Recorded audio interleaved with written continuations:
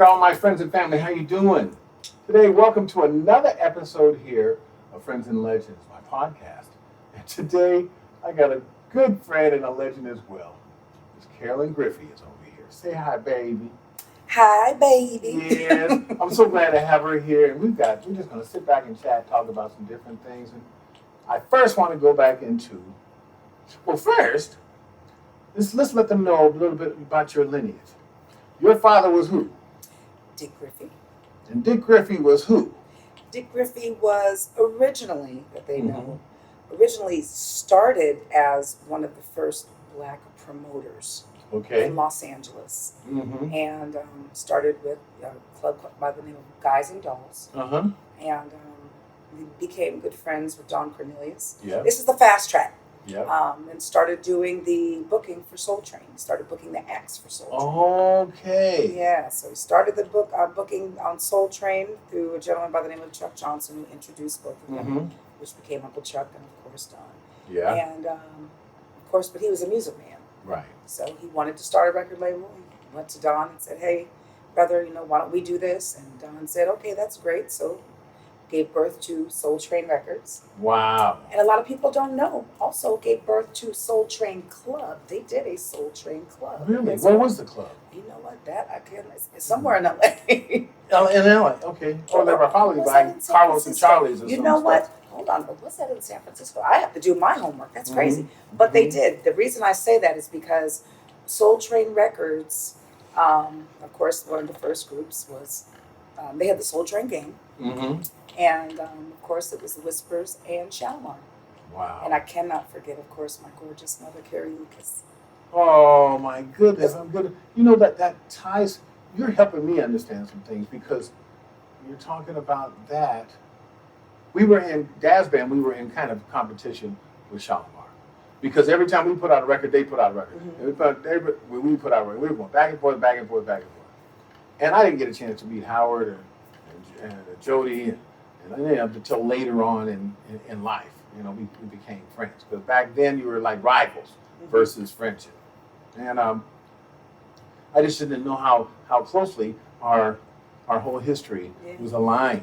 And that's part of why I wanted to bring you in here and talk about some of these things. I thought you can clarify for people out there because I was really comparing Solar to another Motown, which was black labels primarily. Yeah. Can you expand a little bit on that? Absolutely. I guess because, a lot of times, people don't know. I mean, my father being from small, Nashville, Tennessee. Yeah. He had that whole thing. I mean, we can't forget Stax. You got, yes. Stax, of course, comes from Memphis. Yeah. Stax Records. Stax Records. And, of course, then you have Philly International was Philly. Mm-hmm. And then you had, of course, you had the Total Experience and stuff. But the thing is, Solar was, I'll say, they said they were calling it the Motown more of the 80s, going 70s, 80s. Okay, so what did Solar stand for? Solar is the acronym for Sound of Los Angeles Records. Okay, I never did know that. Yeah. And you guys probably didn't know that either, but we're going to find all kind of crazy shit today. This is a beautiful day. Okay, I love it. Wow, yeah. Sound of LA Records. Mm-hmm. Wow, okay, that made sense. So, and it's funny that you brought up Motown because growing up, I used to always have people talk a bit like almost comparing, trying to create a wedge between Motown, Solar, Griffey, Gordy. Mm-hmm. And actually, Griffey's and the Gordys are great friends. Mm-hmm. I mean, and my dad and Barry had a very, good relationship. They had a love and a respect for one another. Yes. So, I mean, there was never any dissension, even between he and Don. I mean, they had their differences. By the way, to go back to Soul Train, Soul Train Records was not financially desirable for Don. Right. And he didn't want to do it anymore. Mm-hmm. So we shut everything down, and my parents purchased their interest, purchased Don's interest, and that Soul Train Records became Solar Records. Yeah. Wow. So that is the transition. So and we went through some legal stuff too because we've been fighting. Wow. For certain trademarks and things like that, and you know about all that stuff. Yeah. And when we were going up against Viacom, Mm-hmm. Viacom purchased Soul Train and all that other Mhm. stuff. Dick Griffey didn't have anything to do with Soul Train. Mm-hmm. I was like, wow, you really don't know the history. You can't Right. Google. You cannot Google Don Cornelius' name and Dick Griffey's name will pop up. Right. So history is already written, and Mhm. everybody already knows that. But I thought that was interesting. Anyway, long story short, I've got a great team of people. We revamped the Solar label, which is Solar UK label, but Mhm. that's a whole nother story, and we'll That's- come back to that. Okay. But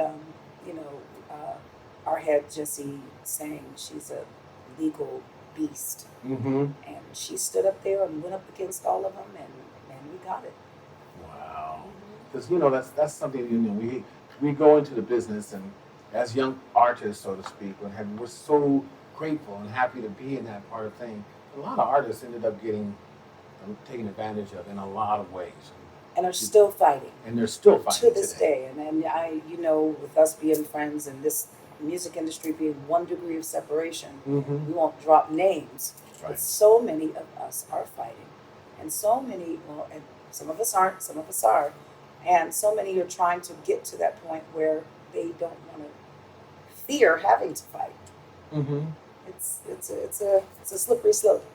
Yeah, it is. And actually, it was kind of like that's a good analogy, slippery slope, because in order to you want to stay in with the right people and so forth, because success also has to do with your relationships. It does. And I think the bad part is, and what I've learned from my father's mistakes and just from mistakes within the industry, we all go through things. We go Mhm. through battles. We Yeah. go through, behind the scenes battles. Mhm. And some people make it public. Mm-hmm. It took a long time for me to not respond. Right.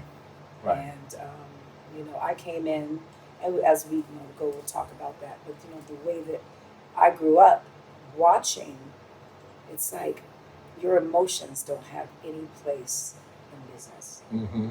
It doesn't matter how you feel about what's being done. What is the strategic way to be able to deal with it so you don't lose, you can win, and you can win? Right. Now that's a good point, because at this point in time, in the current environment where we are at in this world today, you and I, were raised up in a time period where that was respect, and that was what we were taught, and that was protocol on how to deal with things.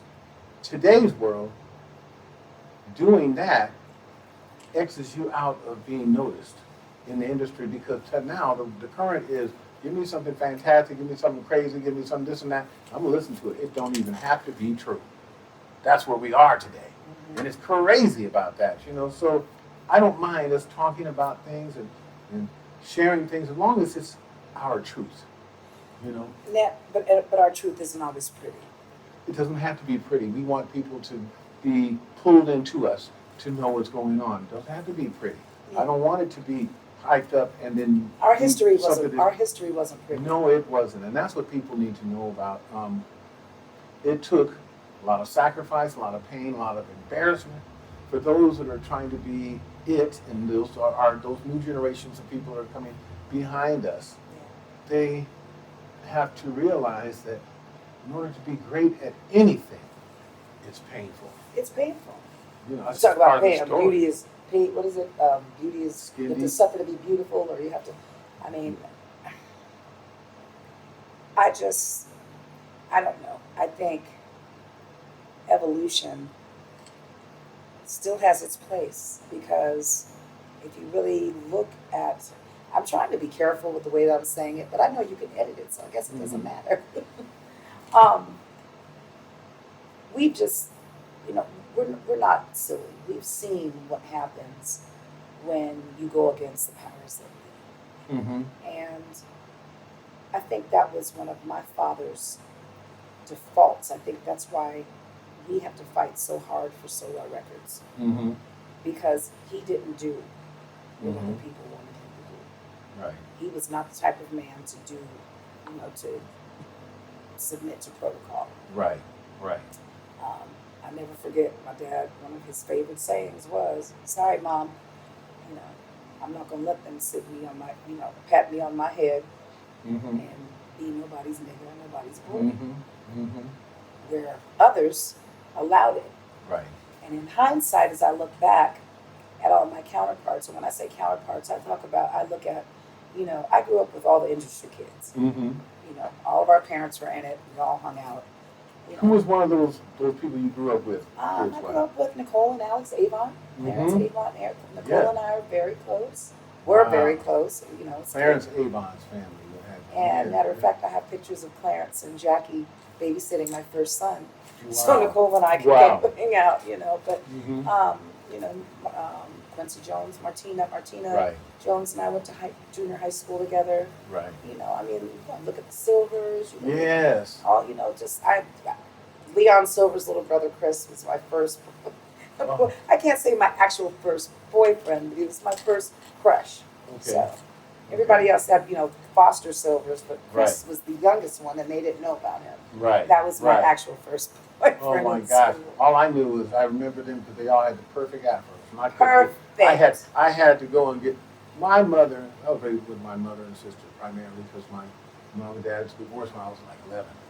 So I had these girls in the house. Now I'm trying to have an afro like all this and pulling out like stay soft froze, woo, all that is Soul Train. But my stuff was like. So watching my mother and my sister, they're the ones that turned me on to sponge rollers, girl. He was not walking in those pink rollers. Yes, I had a cup of water, take a cup of water, pull out my hair. Did you use toilet paper? No, I just would use a sponge roller, put the water on my face. He knows he was supposed to use end papers. I didn't know that part. We were poor. I just put water and sponge and rolling things up. Yeah, rolling things up. And the next day, I'd take them rollers out. I'd be like this with my wig. I'm like, oh my God! Until I went to wrestling practice and that shit went back to where it was before. Oh my God! That is hilarious. Oh man, I even got to show them one of the pictures from when I was in high school with the afro. I'm telling you. Oh my gosh! And I want to see some pictures of you because you have evolved into such a magnificent, beautiful woman. Oh, I got to look at I like to show people where we came from, how we started out. Man, I just always had these two long ponytails. I don't know. My hair was just all over the place. I was, what's so funny? Scotty Whispers. Yeah. Well, of course, affectionately known as Uncle Scotty. It's always Uncle Scotty. They were my uncles too. Oh my gosh. Yes, they were my uncles too. But it's so funny because, I've grown up around them. They've seen me. Uncle Walt's wife Jan taught me how to swim. Okay. As a little girl, because my dad literally just threw me in the pool. And of course, Jan's like, don't do that. And she took the time. Thank you, Auntie Jan. I love you. But Scotty, we were doing SoFi. When we did SoFi, yes. Is that a couple of years ago? That was, it was a couple of years ago. I was on the side of the stage doing it with you guys. But Scotty said to me in the trailer, he looked at me and he said, he says, niece, I love you, don't you? I said, yeah, Scotty, of course. He said, but you was a bad little motherfucker. And I sat there and I looked, hold on. And you know the difference between Uncle Walt and Uncle Scott. Uncle Walter was always the nice one, and Scotty's the one that'll tell you where to go. Where it is. Right. And I looked over at Uncle Walt like he's gonna save me. And Uncle Walt was like, you sure what? He said, you sure? And I said, Uncle Walt. And Lavelle said, and I looked like, Lavelle, don't even say anything. And he said, you are all over the place. And they all said, you're still all over the place. You know what? I think Lavelle lives here in Vegas. He does. He's matter of fact, Las Vegas, something like that. I was going to tell you, you got to get he and his wife Tracy. I would love it. Because Tracy has been with Ziggy Marley so many years. We were crossing paths, didn't even realize it. One, the reason why I called them uncles is because when we went out on the road as a Dazz Band and we had Let It Whip, they had the Florida Coach tour bus, because they had success and everything with all the beds and the blankets and all that stuff and the microwaves and all that shit. It didn't start like that. You should see the raggedy Solar bus. I'm going to find a picture. I'm going to show you a picture, well, if I can find a picture, of our bus with the Dazz Band. The Dazz Band, we had a school bus that we painted red.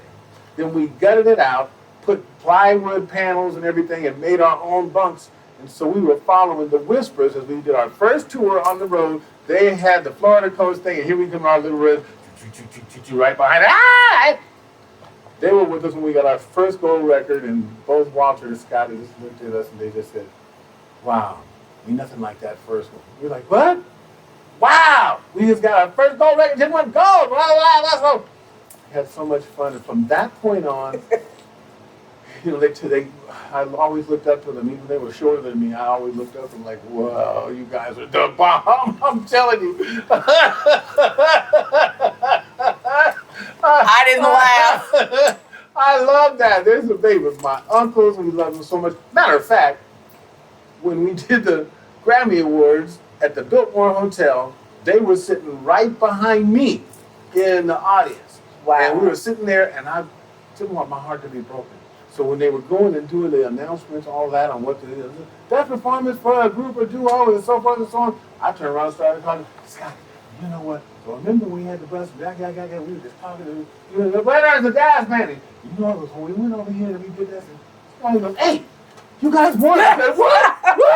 I looked around at the guys and like, oh my God, no, we didn't win. That is and we crazy. were in the middle of the Biltmore with black suits on, Aropa suits, red Maori shoes, red ties, white shirts, looking like businessmen.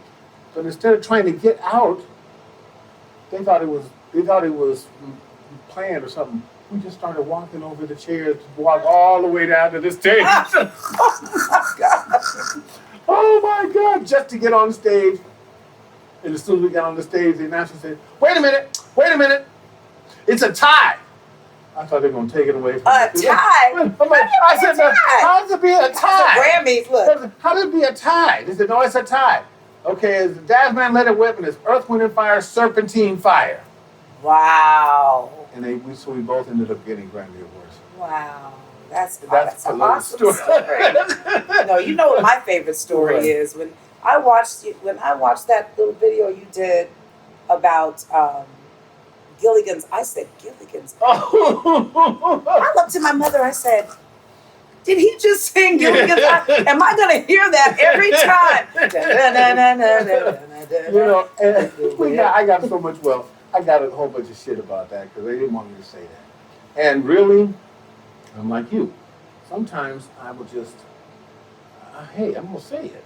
You know, however it come out, what have you, and there was, you know, parts of it were the truth, parts of it were just expanded on. Why would you not, though? That's great. That is genius. It was just incredible. So when we first got Let It Whip, it didn't have the Whip It Baby in it.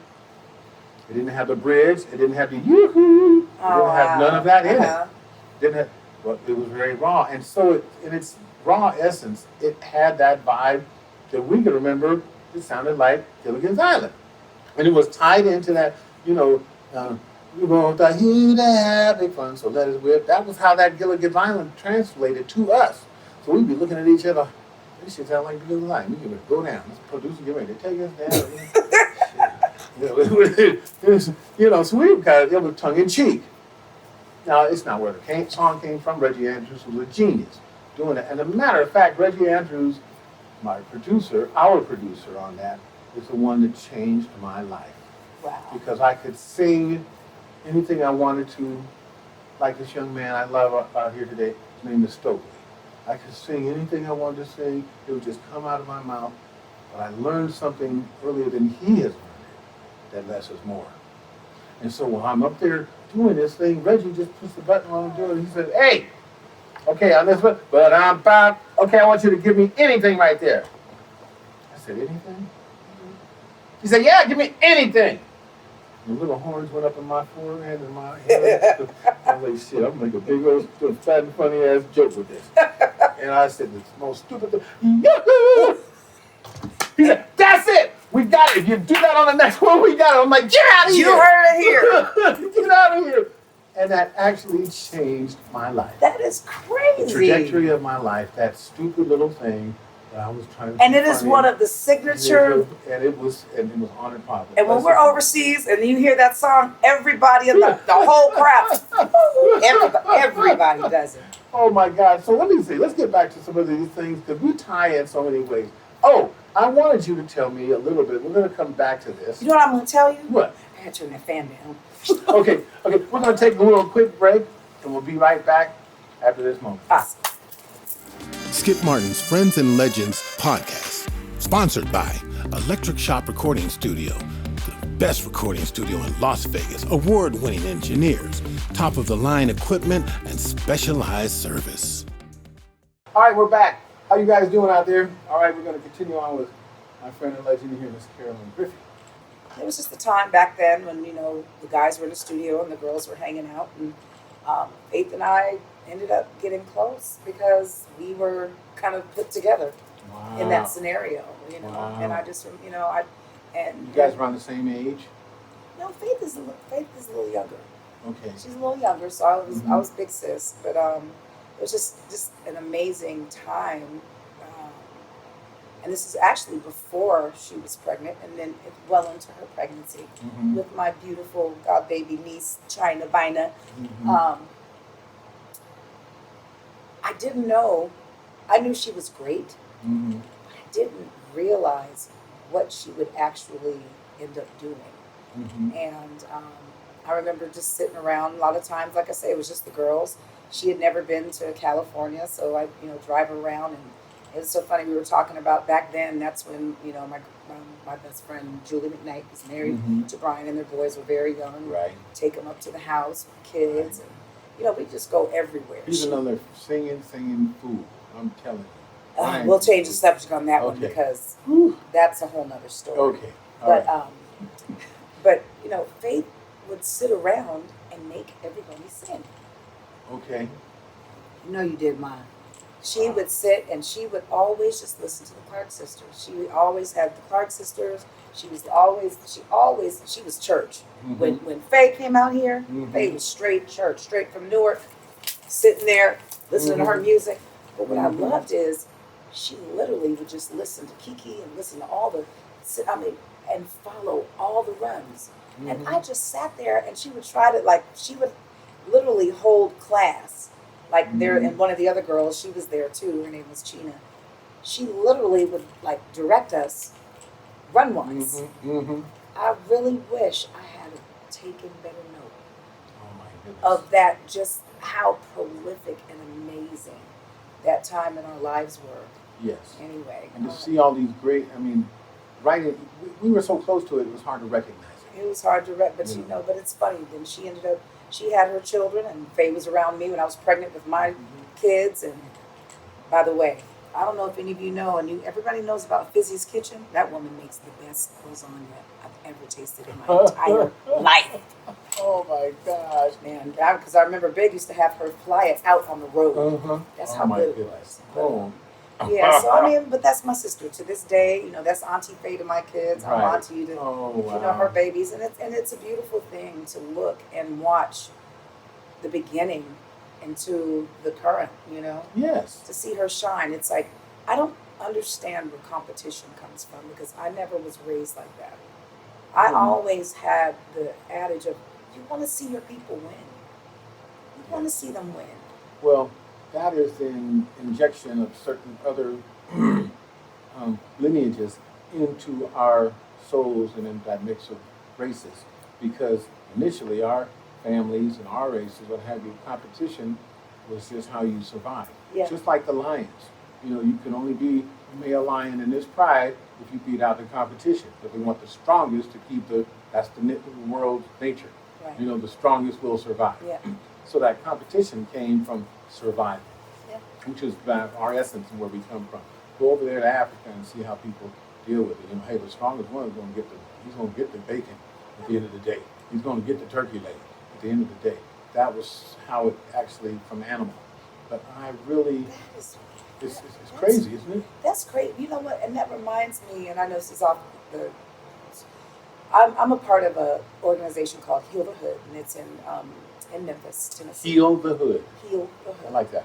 And my brother Liddell Beeman and Miriam Graham, they work, especially Liddell's worked so hard for the youth there. Because the crime rate is just really bad there. Memphis is really a great city. I really am glad that I took the opportunity to move there and get to learn where a lot of our real musical history, Mm-hmm. you know, the soul of it. But I had gotten, you know, they started using me to use my art, you know, like they would use you, you know, as a conduit to Hollywood to start Mhm. bringing some of us out there Mm-hmm. to, you know, work with the kids. They have different projects. And one of my friends, I had Michael Jai White, and of course his lovely wife Gillian come.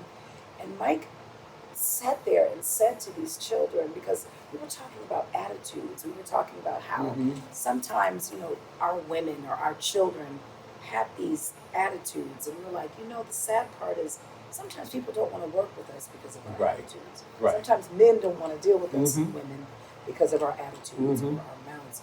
But he said something, and I was talking to the children about Mhm. attitude, and he said one of the first forms of love that we we exuded was suppression. Mm. And when he said that, I didn't understand what he meant. Mm-hmm. But if you think about it, just say if you're really good at something, how people will use you up. Mm-hmm. Well, if you're really outspoken and you're a slave, guess what's going to happen to you? Shut you up. So, you know, it doesn't matter that you're fighting for freedom or for justice. Your mama or your wife doesn't want you opening your mouth because they don't want you to be seen. They don't want you to be killed. They don't want you to be beaten. Mm-hmm. That is how we love one another, by suppressing each other Mm-hmm. for safety. Yeah. So I know it's different. It's just another wow moment. I know it's different, but I'd never thought about that. I don't know if any of you have ever thought about it. So when you think about people, why can't we just get along or be unified? The suppression is just something that evolved into different, you know. Okay. Well, I look at suppression from our family members. I look at that as consequence because the world changed when Nanas died. When all the Nanas died and that consequence was gone, it changed the world. Yeah. Because now those youth don't have that thing. They don't- They don't have that consequence. They don't have the consequence. Okay, and that really, that's, you can call it suppression, whatever, but that consequence made us better people and made us, okay, know when to shut up, know when to hold it instead of unfold it, know how far you can go with respect in certain things. That consequence, that was our first training method. You don't do it, I'm gonna knock the teeth out your mouth. Okay, that kind of scenario we had to learn. Well, I was hard. I look, as Scotty said, Yeah. I was hard-headed. My father used to say, children should be seen and not heard. Oh, goodness. I was You heard always that. heard. And I haven't shut up yet. Oh my goodness. I'm telling you, I learned so many things, you know, from my grandparents and that generation. But and there is suppression that goes on, and I really admire those that have the gall and the audacity to just speak up and let it be known what you're thinking and feeling. And this is part of what I'm doing with this podcast. I'm so glad to have you here because I want to tell it like it is. I'm not trying to get anybody's favor. See, I'm not trying. I'm and I not don't kissing come from anybody's that. ass. I don't care. I'm here where I'm at, and I just want to share the stories authentically. And you're one of those people. And I'm gonna be talking about you forever. And, you know, I just love you and love your spirit. And I want to get into something else about this because there's so much that you have that people don't know about. Tell me a little about this black cowboy scenario that you rocked into. Okay, look at that buckle. Actually, this is one of my tiny buckles. Okay. Everyone that knows me knows I'm wearing a big, huge honking buckle, and I always got on my boots and usually have on a hat. But a girl's going through the change, so I'm trying to get the artillery, you know, Okay. less and less. We were talking about. I'm sorry. I'll talk to you guys. We were talking about the fact that I just came from. It was a boots on the ground. Rodeo or what? No, actually, what it Yeah. is it's the Bill Pickett Rodeo. And what happens is the organizers of the Bill Pickett Rodeo thought that it would be a great idea, which it was, to do a country soul star competition. So basically what it is there's so many of us that sing country and western, Mm-hmm. but we don't get the look. And of course, until Beyonce, and I'm not saying this in a derogatory way, thank you, Beyonce, Mhm. says we love you and we thank you for opening that door. There's a lot of us that were doing that way before that came. Mm-hmm. I was explaining to Skip how I used to walk around in my boots and buckles and, you know, with all our cowfolk, and Mm-hmm. they look at you crazy. Yeah. Now it's style. or now what it is. But the boots on the ground, it's an awesome, awesome gathering that they're doing, and you guys pay attention. It's the Bill Pickett Invitational Rodeo, and it's Country Star. And let me tell you what's so funny. The Country Soul magazine was started and run by Rodney Allen Rippey. Rodney Allen Rippey. Rodney. Yes. Oh my God. Right. So I was just like, and those of you that don't know who Rodney Allen Rippey is, I'm sorry, my ears have to come on. You guys, look him up. And he's just the kindest, just most beautiful soul you ever want to meet. Who was that? Was it Burger King? It's Burger King. Yeah, it was Yes. Burger King. He was a Whopper. I was about to put my foot in my mouth. I said the Burger King with the Big Mac. The Whopper. Whopper, yeah. Yeah. But you know what? People don't understand that. Like you said, we were the first cowboys. We were the first. That's how we survived. And and there's a lot of us. I've been riding horses since I could remember, because I told you about. Did you say your family had race horses? My father, our family used to race and breed thoroughbreds. Wow. And I begged. This is my Michael Jackson story. Okay, and I'll get back to the Black Rodeo. So my dad was a first black concert promoter in Los Angeles. He promoted the Victory Tour. Was it the Victory Tour? Victory Tour, yeah. So of course I used to go to sound check with my dad when he was doing all the acts, and hang out with Michael and everybody else. And Michael wanted. My dad told Michael that we're getting horses. We had just moved to this house in Chatsworth and got this great big ranch, and and then horses and all this stuff. So my dad said, I told Michael about the ranch. He said he wants to come riding. And Michael came and told me, he says, I can't wait to come riding. Your dad told me. So, of course, I bugged my father every day. Can Michael come out? And he looked at me like, Negro, we ain't even got the horses yet. We just got the house. We had getting furniture. Well, wait till we get the furniture. We got the furniture. Can Michael come yet? We need the horses. We have the race horses. But anybody can't ride race horses, as you know. We had to get some pony horses, some more gentle horses. Finally got the horses, got everything set up, and it was time. I was like, Dad, can Michael come and ride? Now, I ain't thinking about Mike. I was like, that was my biggest heartbreak. And then every time I saw Mike, he would say something to me about, hey, we still haven't had that ride. Yes. But anyway, going back to the Black Cowboy, there's a bunch of us in Hollywood that you guys really don't know that are real cowboys. And a friend of mine and I we have a show.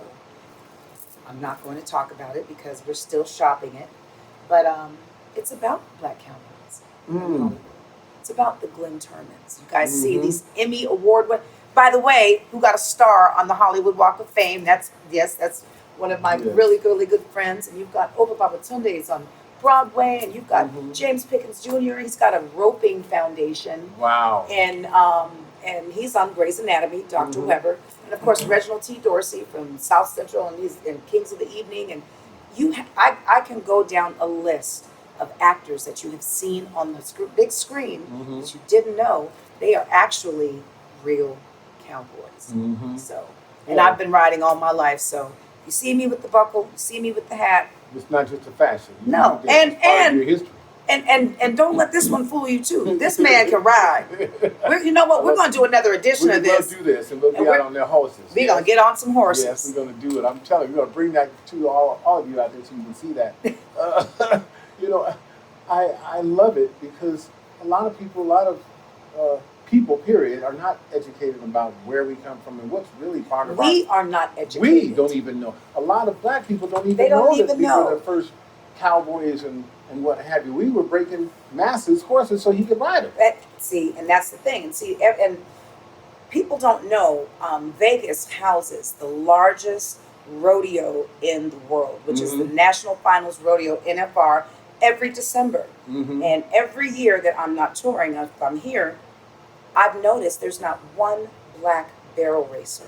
We are not there yet. Not there. The thing is, these other and they're competitors. Yeah. These other competitors, they get sponsorship. They get, it's big money. And when we do the rodeos, we are paying for ourselves. Right. We're not getting Justin and Ariat and all these other sponsorships. And the thing is that we really should look into that. We really need to support our black cowboys and our black cowgirls out there. And you know what? And teach your kids so they know their history. Yes. Because you don't know where you're going if you don't know where you come from. And exactly. And that's part of what we're trying to teach here on these podcasts, to let people know just some more of the inside story on so many things that are happening, and educate the world, educate our people.